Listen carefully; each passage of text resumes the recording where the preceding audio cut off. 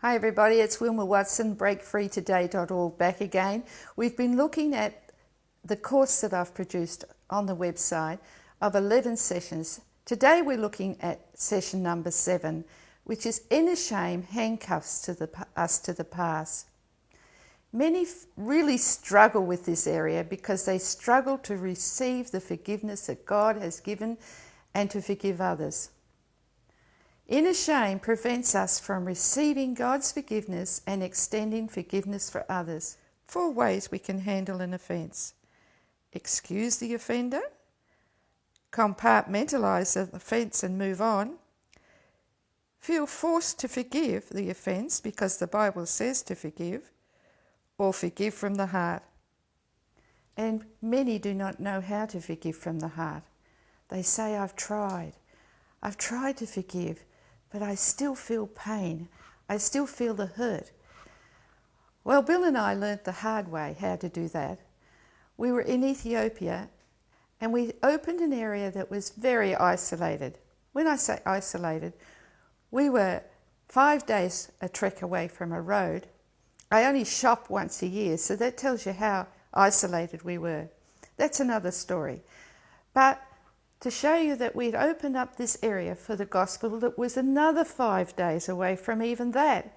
So then we were 10 days away from a road, and we got word at our station where we were living to say that the leader of that area, the chief, had become very ill. Would we please send some medicine?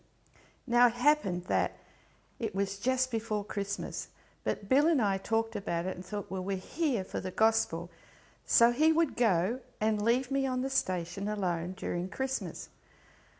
So that's what he did. But when he got back, he received a letter from the leaders of the mission accusing him of neglecting me. He took offence. And that offence ended up that he got this tremendous pain in his stomach. I called on the radio and got an aeroplane in to take us to the mission hospital. In surgery, there was myself, the mission doctor, and an Ethiopian. I was the one giving the anaesthetic. And the doctor was pointing out to me Bill's intestines on the table, how all the juices were going backwards instead of forwards, and this was what was causing pain. Dear friends, if you don't forgive, you will suffer. You will suffer emotionally and you will suffer physically.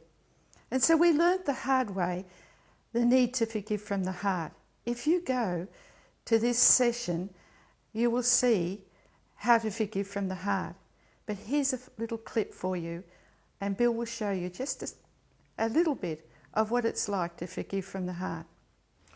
This is an amazing verse from Luke 6:37 that says, "Judge not, and you will not be judged. Condemn not, and you will not be condemned. Forgive, and you will be forgiven." The literal translation is release, and you will be released.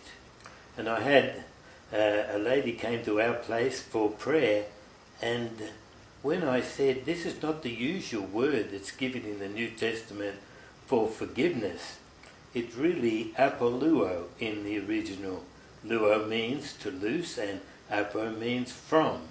So it's to release or loosed away from the problem.